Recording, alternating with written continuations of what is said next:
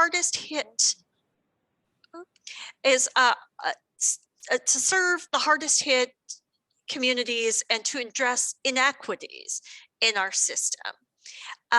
It's also intended to address negative economic impacts, and it can be utilized to improve infrastructure in communities.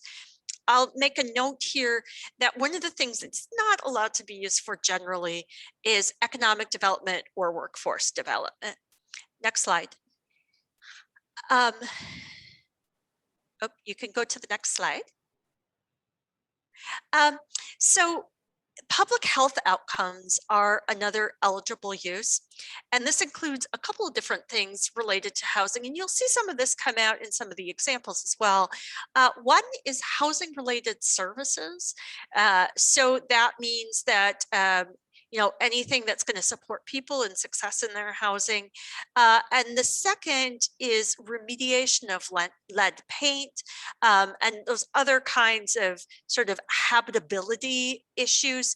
One of the things that is important for communities to look at is eligibility. So these are the kinds of activities, activities are presumed to be eligible when they're in a QCT or there's evidence of a disproportionate impact from the pandemic. And so this means that if you have qualified census tracts in your jurisdiction, you don't have to prove up anything in order to say, yes, this is a place where we can utilize these funds.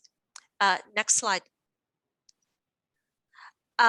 So negative economic impact, and in particular for housing. One of the things that they say is that assistance to households generally is eligible, including home repairs, weatherization, rent and utilities, legal aid, or cash assistance. And the threshold for this is that the household has in some way experienced a negative economic impact due to COVID. It doesn't have to be sort of a direct, I lost my job because of COVID, but you do have to have some sort of connection between people and what they experience and COVID if you're going to use it for these types of activities. Next slide, please. The other thing that it looks for is addressing disparate impact on people and on communities. So there is a focus on building stronger neighborhoods and in meeting the needs of the folks who have struggled the most. This includes things like supportive housing, homelessness services, and improving access to housing. So you'll note that that access to housing continues to be a pretty significant theme. The development of affordable housing, creating voucher systems and programs that are going to meet unmet needs, relocation to areas of opportunity. So that's really thinking about using funds as a mobility mechanism, and cash assistance. And once again, if the geography is a qualified census tract, then you don't need to prove up anything. They are presumptively going to be eligible. Otherwise, evidence of a disproportionate impact from the pandemic can be used as a way to decide where you're utilizing those funds. And one of the things that we know, especially as you think about sort of economic disparities and housing disparities, is there's a lot of data that shows that low-income households and houses of color were disproportionately impacted by COVID. So there's a lot of good data that's out there to be able to sort of prove up the way that people are using funds. Next slide, please. And then one of the things that we wanted to pull from the interim rule, because we think this is important, is this question about the disproportionately impacted. So a recipient may presume that a household or population that experienced unemployment or increased food or housing insecurity or is low or moderate income experienced negative economic impacts resulting from the pandemic. So at least according to the interim rule, if the population you're trying to serve with housing services or housing falls into the low or moderate income bucket, then you don't have to have additional evidence to prove up that they were disproportionately impacted. It's going to be presumptively eligible. Next slide, please. And then also, and I know a lot of communities are looking into this, infrastructure projects, specifically that relate to a pandemic-related public health need are eligible. So affordable housing in a qualified census tract, for example, and that's directly from the FAQs from Treasury. Next slide. I'm going to pass it back over to Elizabeth. Yes, and I'm going to move it forward just so we can make sure we get to our panel. So I'm going to kind of speed through the rest of this. Here, I think I'll just emphasize to folks that we are seeing jurisdictions still at all kind of phases of the decision-making process. And that's not a Minnesota trend.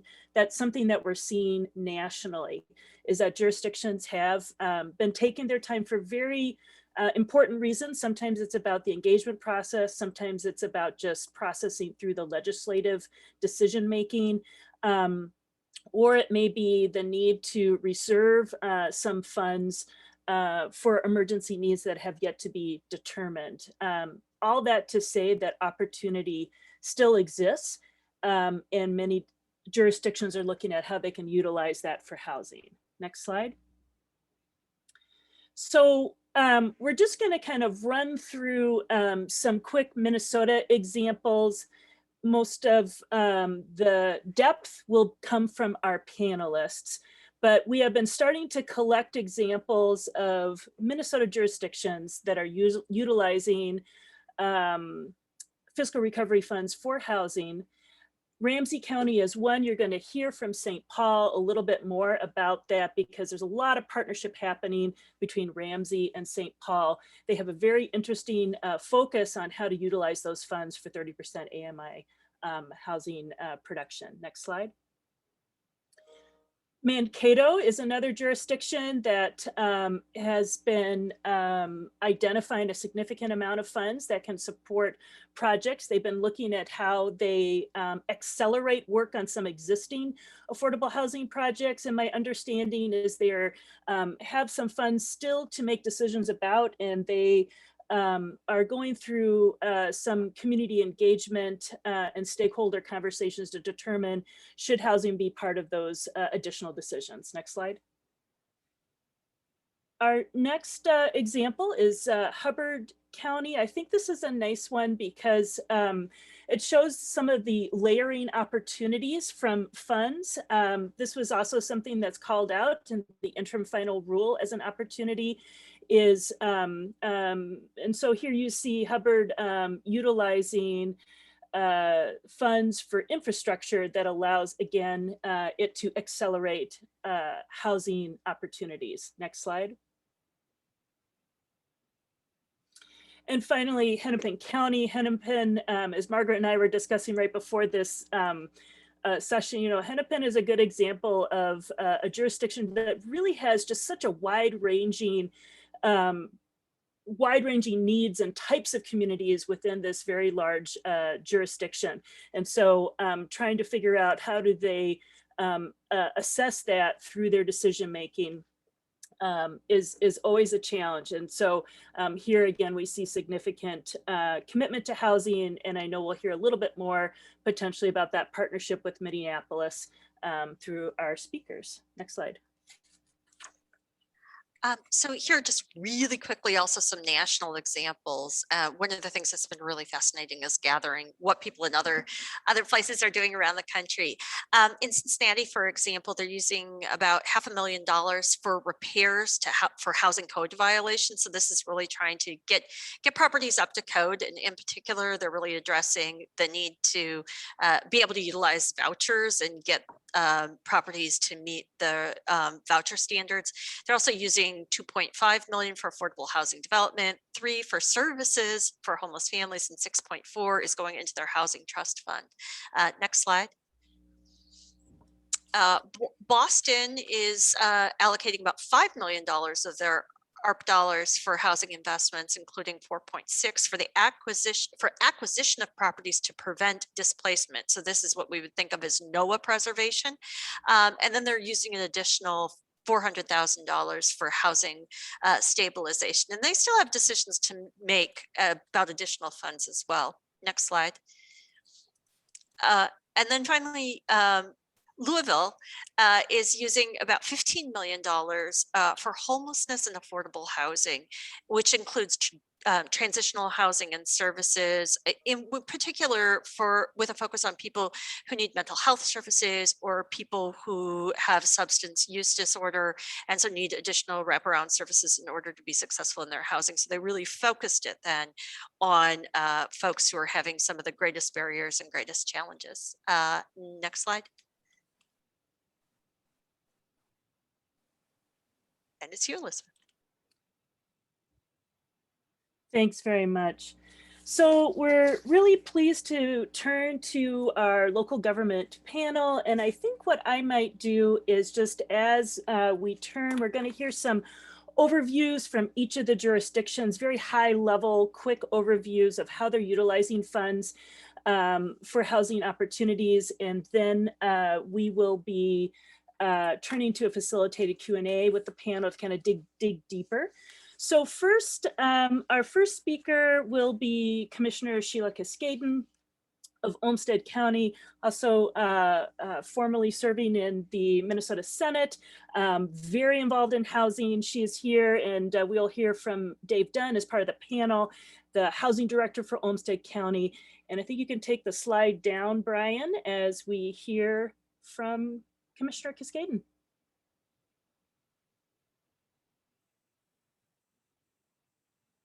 The famous COVID words. Oh, you're muted, right? Good morning. I'm pleased to be with you. And I'm intending right now just to give you a broad overview of what Olmsted County has decided with our ARPA funds to allocate for housing. And we'll get a little bit later into more of the details of how we got to the place that the county was prepared to do that, because it was not an automatic. If this ARPA fund had come to us 5 years ago, we would not have made the same decisions. So there's this whole process that a community goes through and a political body goes through. But we are receiving, Olmsted County is receiving just over $30 million in the two payments. The city of Rochester is receiving about $17 million. And that's relevant because we try to work with our partners in the city. The county has been very involved in the last few years on trying to develop a continuum to deal with our unsheltered homeless. And so the ARPA funds provided us with an opportunity to make some investments there that we really needed to invest. So we have about $1 million that is going to go toward the purchase of a building that offers 18 single room occupancy units that will be used for transition housing. We also invested some money into our warming shelter, which is incidentally in a somewhat of a temporary location, but it's been there for 2 or 3 years and we don't have a timeline, but won't be there forever. But we made some improvements in that facility. We were able to use some CARES money along the way to make improvements during the pandemic to create more separation for people. But we just made some general improvements to the warming center. We spent about $5 million we put into a special fund for a program we're creating that's under development, and the board will be hearing from staff next Tuesday on the proposal. It's a GAIN program, Growing Affordable and Inclusive Neighborhoods. And that is intended to help first-time homeowners buy down the cost of their mortgage with up to $10,000 for income qualified families, and would be available countywide. The hope is to work a lot with our community banks and financial institutions in the region to make this really very accessible for moderate and low income families. But we also have created at the warming center a community outreach center for the homeless. So there's we always have to have an acronym for everything. We have a new acronym called ECHO. It's Engaged Community Outreach. I never remember these acronyms, but basically we have staff 5 days a week now available to deal with people who have homeless issues, to really work to get them into some, out of shelters and into some kind of permanent housing. So that is, Dave's put it in the Empowering Connections and Housing Outreach. That's the new name for that group. The bulk of our money, however, is gone. 10 million has gone to the Coalition for Rochester Area Housing. And the coalition recently completed a housing study that identified 5 priority areas for our community and housing needs. Based on that Maxfield study, we will be working through the coalition for that 10 million to be allocated. The coalition involves the Rochester Area Foundation, involves the City of Rochester, and involves the Destination Medical Center. So we have a donor advised fund. These funds will go into that. And we are working with our friends at the city to also contribute to that fund. And we believe that our contribution will encourage very positive vibes that will encourage additional investment from Mayo that created this donor advised fund 4 years ago, so that we are aiming to have a $25 million fund available for investment in housing. So the county has now put 10 more toward that fund. And so we have allocated slightly over half of our ARPA funds for housing related issues. And we have not allocated all the funds. So we'll have a little bit of experience to see what works, what doesn't, and what other needs are. The overall philosophy of the county board was, let's invest in legacy for our community, and housing just rose to the top. So that's the investment that we've made. Thank you so much, Commissioner. So now we're going to turn to Minneapolis, and we're really honored to have Elfric Porte, who's the Director of Housing Policy and Development for the City of Minneapolis. Elfric, can I turn it over to you? Yes, you can. Good morning, everyone. My name is Elfric Porte. I've been with the city for a little over 18 years now, but recently accepted the position as housing director here at the city.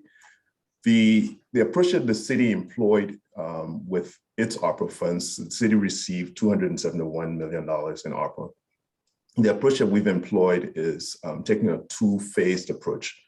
The first phase was to identify activities or strategies that we wanted to embark on for housing related activities. In that approach, we use identifying stakeholders, internal stakeholders, coming together and identifying what pressing items or housing needs we needed to address. And then the second phase of our the strategy was to do an outreach to community and outside stakeholders to make some recommendations to the mayor for how they feel that the ARPA resources should be deployed. Within the first phase, city staff identified multiple programs and broke them down into 4 different categories.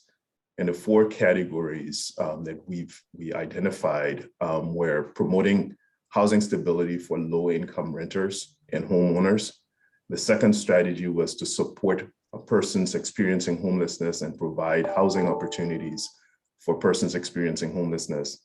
The third strategy was reducing racial disparities in homeownership to build wealth and increase community ownership. And then the fourth was to create new low barrier and affordable housing. Within those 4 strategies, we identified 15 different programs to support using ARPA. And the resources that we've set aside to support that is about $27 million.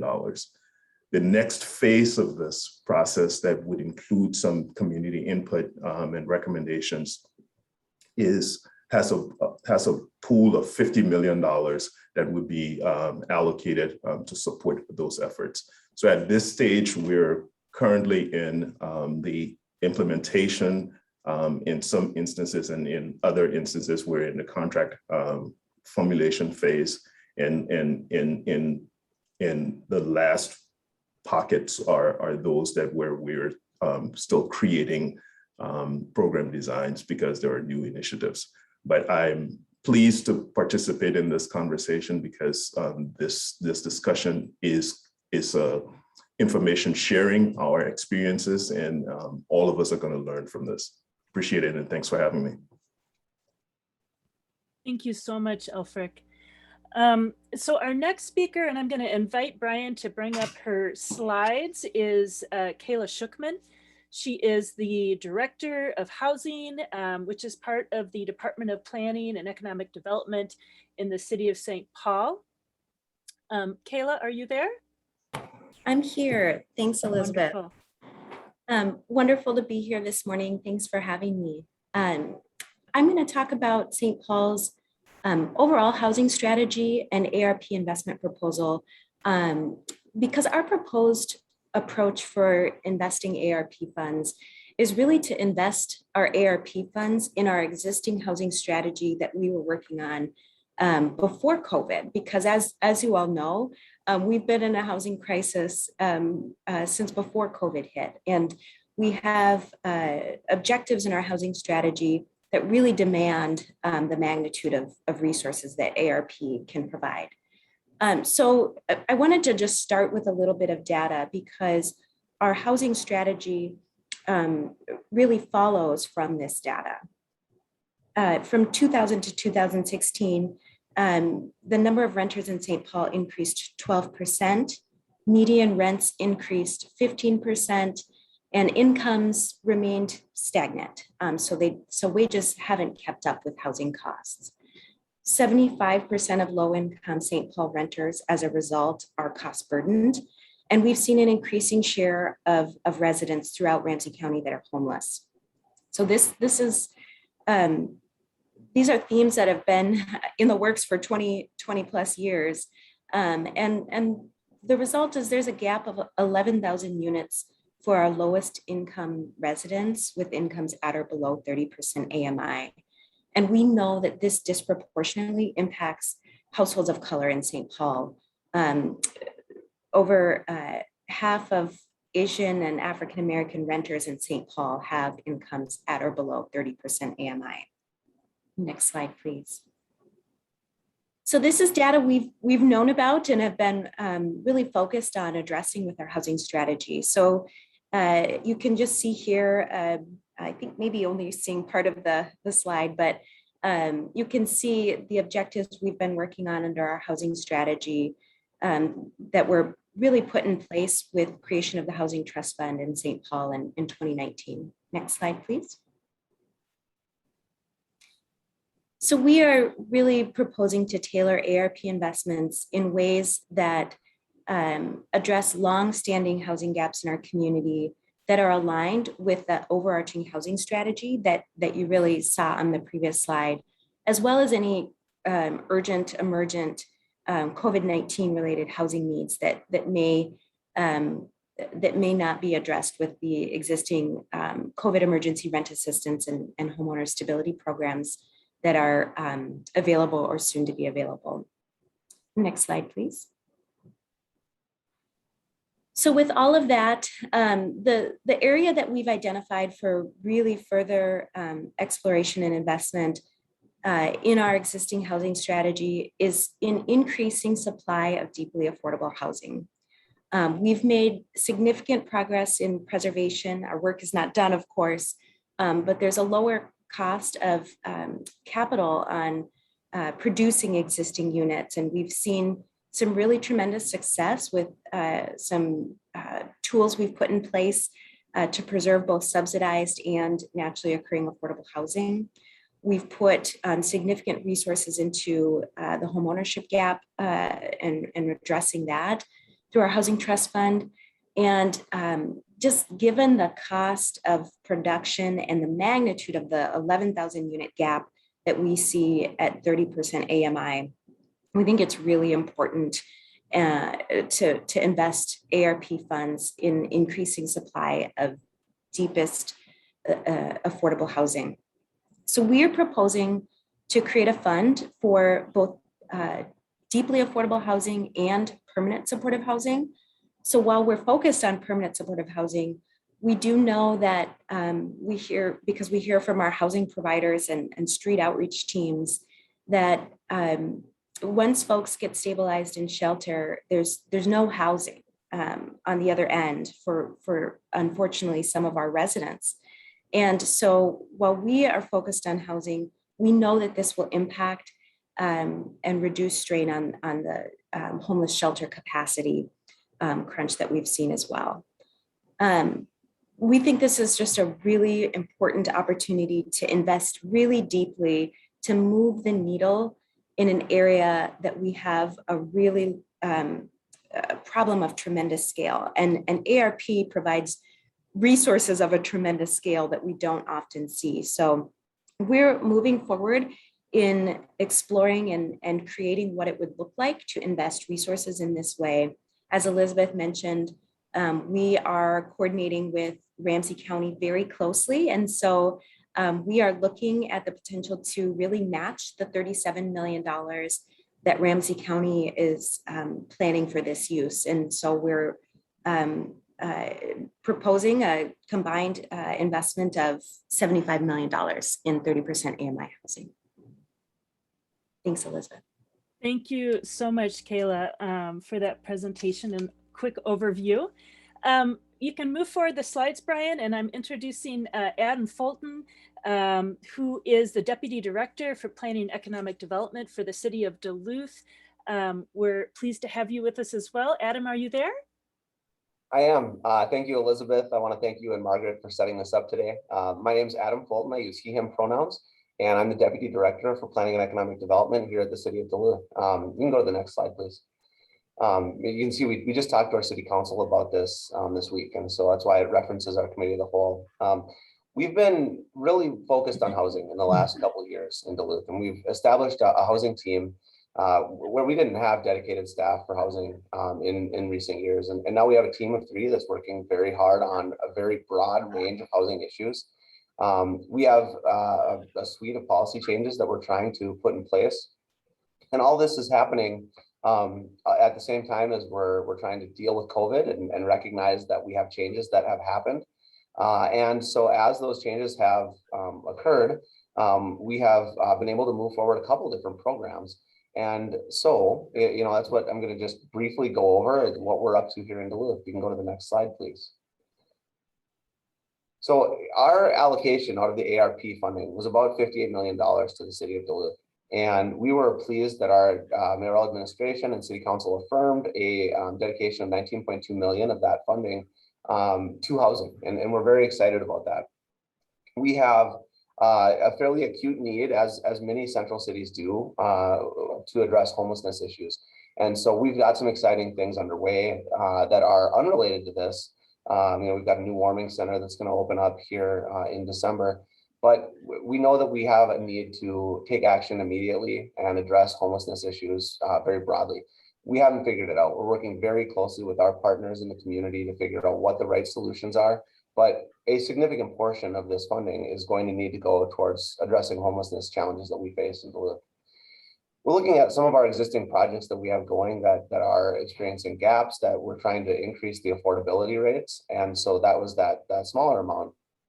And then more broadly, what we're trying to target with the bulk of this funding is a mix of multifamily projects.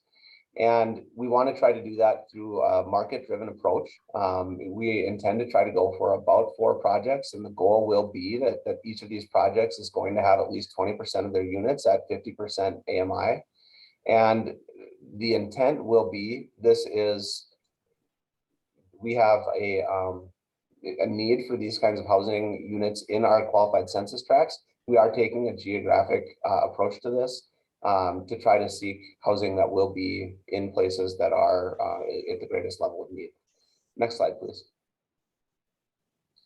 So in Duluth, our qualified census tracts are a little funny. Our census tracts are defined to some extent by our topography. And so what you can see here is that we have census tracts that do cover much of our downtown, some of our tourism areas and Lincoln Park, as well as some areas up the hill that are really much closer to our university areas. So there are many sites here, and our goal with these RFPs that we're going to be putting together is to seek projects that are private driven and working with developers to put something together and proceed with the project on sites that are in need of reinvestment. And that's how the scoring will work. Our goal is to try to reinvigorate tax base where we can, if possible, to, if we don't have to use TIF for one of these projects, we'd like to be able to proceed with it in that way. But with a goal of thinking about issues like blight mitigation and infill development in places where we just very much need to see some of that happen. Next slide, please. So the homelessness issue, as I mentioned, is really tricky for us. And we are, with that $1.6 million, thinking about a range of options that are non-traditional options to help our homeless population, which swelled significantly during COVID with more people camping, address sort of the best ways to help them get into the right housing situation and to obtain the services they might need. At the same time, we have a really good example. One of our housing partners, One Roof Community Housing, just did a project, and it included 4 units that are high priority homeless units. We want to try to encourage that as a solution. We have developers here, and we're really appreciative that developers are thinking about that as an option, where you've got sort of a really mixed income product that is going to come forward, and making sure we are still bringing that very important level of affordability for people who are experiencing some of the greatest challenges finding housing. I want to note here on this slide that we also have home investment partnership money, and we are looking at ways to do that. We actually, as a northern entitlement city, we spend a significant portion. I think our allocation this year will be about 45% of our total home and CDBG allocation that will be dedicated towards housing. So that's the benefit for us with the ARP funds, is to be able to pair this together with other existing efforts that are happening and coordinate it with our housing partners to try to really advance things on a much faster pace. Next slide. As I mentioned, I'm not going to go into our broader housing goals much, but we have been working for a number of years following an effort that we were supported in by the National League of Cities in partnership with Duluth LISC. We have participated in a mayor's housing task force on a national basis. And so out of that mayor's housing task force, one of the recommendations was Duluth needs to have a housing trust fund. And that's been something that we've worked for many years on. We actually had a task force that the mayor convened, and we were very pleased with how it went. And then we were about to roll it out, and we had the pandemic. And so we were slowed down a little bit by that. But, I'm pleased to say that actually just this past week, our council did adopt our new housing trust fund that's now in place. It's an ordinance. They dedicated $4 million to it. Duluth LISC is matching $2 million, and we've established a memorandum of understanding with Duluth LISC. And so our benefit to having that housing trust fund in place is that we are now able to proceed with housing trust fund projects that are going to be significantly different than what we're trying to do with this ARP. It's not limited to the geographies that are our constraints that we've established for the ARP, and it's, I think, going to allow us to tackle multiple segments of the housing issues that we face in Duluth, on a much faster basis. And I just want to call out and thank Pam Kramer, who's one of the people who was a driving force in the Housing Trust Fund. And I want to say that, our need in Duluth, we have had an analysis done, and our need is about 4,000 new affordable units in the next, 5 to 10 years. So that's a huge number of units in a city that only has about 38,000 housing units. And I think that's it. So thank you. Great. Thank you so much to all of our speakers. So I have a few questions for folks on the panel in our remaining time. My first question is for Commissioner Kiscaden. Shelia, wondering how, because there are so many ways that this money can be built, how did you establish political will to support your housing plan and the significant investment in your jurisdiction? Well, lots of times political will doesn't come all at once. So when Mayo Clinic donated $4 million for housing, and a donor advised fund was set up at the Rochester Area Foundation. They decided to make it a affordable housing coalition, and the city and the county were invited to be part of that with pledges of having to contribute to the fund itself. That group has been meeting for 3 years. That group has invested in a whole variety of different housing projects. We don't go after, we don't try to do a complete project, but we are part of the layering that helps other organizations get the funding that they need. So we've supported the Jeremiah program, for instance, which does 2-generation work with single moms, or Damascus Way, which helps offenders find housing, provides transition housing. We help fund Zumbo Ridge Estates, which is a manufactured home park that is owner occupied, and help them. We've done a lot of, we've tried to use these funds in innovative ways and to build our community capacity to address our affordable housing needs. And so those conversations, Dave Dunn, our housing administrator, may have a proposal. If it's been reviewed by the coalition and it goes back to our HRA board, it's a form of endorsement that helps our HRA board say yes more easily than if it's just a staff proposal to the HRA board. Our HRA board is our county board. So over the several years, we've developed some stronger partnerships. The city of Rochester is a member of that coalition as well.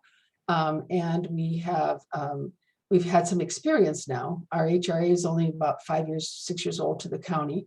And we've just over and over that Maxfield study that the foundation helped finance along with the Mayo DMC in the county. When we looked at the data of what our needs are, it was just very compelling. So all along the way, we've been educating our board, and we've been having success in building capacity. So the board was very clear. In fact, I would say Dave could, I shouldn't speak for him, but we were both surprised with a very, very strong support without a lot of persuasion for the county board to say, we're going to make long-term investments and our number one investment should be in housing. I'm going to add in here because I think that Sheila's letting herself off the hook a little bit. I put it in the chat, but I also want to just highlight it, I think, is that Shelia has been a champion for housing for the last 5 years in our community. And I think finding that political leader who's willing to utilize this to champion the cause of housing and homelessness in your community has been so important for us, because as a staff person, most of us are staff, we go to councils, we go to boards, we speak, we know there's a lot of things that are being talked about, but I think having that local political leader who really is a champion for housing related issues has been enormously helpful for us. Thank you so much. My next question is for Elfric. I'm just wondering, how did you determine whether you're going to support sort of existing initiatives versus new programs? And then as you were thinking about that, how were you thinking about sort of the constraints based on both the interim rule and what we think might be part of the final rule for this? Yeah, so for Minneapolis, we used a combination of new initiatives in existing programs. The strategies that the 15 strategies, the 15 programs that we funded in our first phase were a combination of new initiatives and existing programs. The challenge for us was trying to balance the timing of the use of these resources. As you know, especially on the larger affordable housing projects, those can take time to secure all of the financing necessary to move those projects to completion. So what we looked at was, are there projects in queue that were ARPA eligible, or programs in queue that were ARPA eligible that we could go ahead and fund during this first phase. It made it easy using that because there isn't the time that it takes to create new programs could impact our ability to meet that obligation timeframe. And then there is the question about those new initiatives. On the new initiatives side, the approach that we employed was looking at it, prioritizing it based on need and creativity. There are two examples that stand out for us on new initiatives that we funded through the first round. The first was a partnership that we supported through a nonprofit vendor year in the metro that was looking at closing the homeownership disparity gap in our city. And what we did was we provided them a $500,000 seed grant that allowed them to go out and secure some additional resources through philanthropic entities as well as lenders to develop a mortgage product that would allow folks to allow them to manual underwrite those mortgages to enable the removal of some of the barriers that BIPOC households face. The second approach that we employed was allocating $1.2 million to support intentional communities where homeless and formerly homeless individuals would be able to reside in a common space here in our cities. And we went through our Minneapolis 2040 plan that allowed for that activity to occur. So we were able to finance that effort as a pilot to support. So trying to create that balance between existing programs and new initiatives was critical in the development of our programs here in Minneapolis. I know that there are folks who are trying to model some of what Minneapolis is doing on homeownership issues and addressing homeownership disparities in other places around the country who are also thinking about their ARP dollars as well too. Another question that I have, and I'm going to pass this to Kayla, is what have been the challenges so far moving from sort of vision to implementation? Sure. Great question, Margaret. I think the vision part feels like it's been the easy part in some ways, because we knew that we had these needs in our community before COVID. We were working on them. We knew we needed more resources to move the needle. We had buy-in on a strategy to address the needs that we're proposing to invest with ARP. And so there sort of has already been, I think, somewhat of a consensus that we need more deeply affordable housing in St. Paul. And we hear this from community and from our stakeholders time and time again in almost every conversation that I'm in on affordable housing with that's policy focused.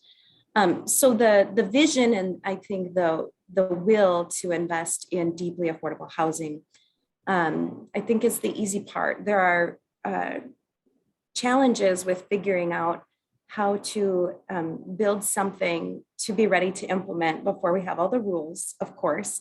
I'm preaching to the choir here on that. And then I think, our other challenges is really just figuring out the whole picture, even outside of housing and how that impacts the housing conversation. So we're presently working through that. One of the things that has been really, really helpful in progressing our vision towards implementation details is partnering with Ramsey County. And we've been working really closely with our counterparts at Ramsey County to work through these issues together, to put our collective heads and resources together so that we're moving forward more efficiently and doing this work not in a vacuum, and being able to use each other's strengths and resources has been really helpful. And I know that Ramsey County has been reaching out throughout the county to other communities as well. So that's been something that's been really helpful. And can I just add that the partnership is critical, but there is also a need for us to have the infrastructure in place internally. So we need to start to ensure we all need to start to ensure that the other key internal stakeholders are at the table as well. The attorneys, the procurement office, the coordinator's office from a reporting perspective, all of those things. If we start to put that infrastructure in place now, it would pay dividends on the back end. And if I could just jump in and support that, that is totally part of the picture in St. Paul as well. And I think, you know, just frankly, one of the challenges is that we have, as a city, we have so many new resources, and we have so much need for staffing in each of those areas that Elfric mentioned, that getting started to develop those rules while also staffing up is something that I think we're very much in the process of.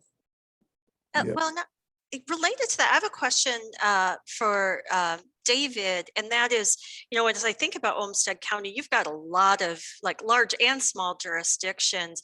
How do you address those capacity issues when you have a lot of communities that may have very limited housing staffing, and how does that then relationship really work with the smaller communities? Yeah, I think for us, it's, you know, it is, you know, Olmsted County is unique in the sense that we have one large community and then very small communities surrounding us. I think for us, that part of it is building those relationships and then kind of working with the communities, understanding what their needs are and desires. And so, for example, Commissioner Kiscaden and I a few weeks ago were on a bus tour that included several of the smaller cities in Olmsted County, so we could go around and meet with them on their terms, right? In their community, instead of having people always come to us, and learn what those needs are, and then kind of start to partner with those agencies that work locally in order to kind of find out what will work for them. I think that's part of what, you know, our goal is to really have this be a county-wide program and not a Rochester program. And so that we have, especially the work that we're doing within the county, have really highlighted the impacts we want to see to the smaller communities. And I think that gets them excited, because seeing their name is part of a program and with a specific allocation really gets them excited and thinking this really is something for our community and not just something for Rochester. And then one final question before we wrap, and this is really for anyone who wants to chime in. Are there any particular questions that you think would benefit from more Treasury guidance? Is there anything burning there? Well, Margaret, if you don't mind, I'd like to say, I think we'd like some additional guidance on how to approach opportunities that are outside our QCTs. Our finance department at Duluth has taken a very cautious approach and has asked us to try to focus in the QCTs, because that is really the overall intent of the interim rule. And that, I think, is the most cautious way to approach it. And it's the right way. But we know that we have concentrations of poverty in our QCTs, and we'd like to try to be doing projects throughout our whole city. And so what we haven't yet figured out is whether it will be possible to do that in neighborhoods that do have a fairly acute need for more housing and more housing of many different types to assist in COVID recovery throughout the city. Right. Well, go ahead. Yeah, I'll say there is additional clarification from Treasury that's needed on our side, similar to what Duluth is experiencing. Our attorneys are interpreting the reference in the FAQ as well as the interim rule around loans not maturing past 2026. The frequently asked question 4.11 speaks to that question, but the example that's given is all non-housing related. So we've reached out to Treasury just to get clarification on whether that's applicable to housing, because if it is, it's going to be challenging from an implementation perspective. Great. I'm going to pass it back to Elizabeth. Thank you so much, Margaret. And maybe I'll just close by saying we had a lot more to say. I know people are probably feeling a little anxious about this, and maybe this speaks to a question of how we can continue the conversation. But I want to say a tremendous thank you to all of our panelists. It was a very rich discussion. I know that your experiences and your advice and your questions are really appreciated by everyone here. I've had so many requests for how can we share this presentation, and I will say to all, we are recording and we will share the slides and the recording out, and we will also share the chat back to the panelists to see if there's any additional feedback that we can take from that. I'll also note that I've also had requests from some of our federal lawmakers to receive the recording. And so I think your comments are very relevant there as well. Thank you very much, Margaret, for helping to co-host this event. And we thank you all. Have a great day. Thanks. Thank you.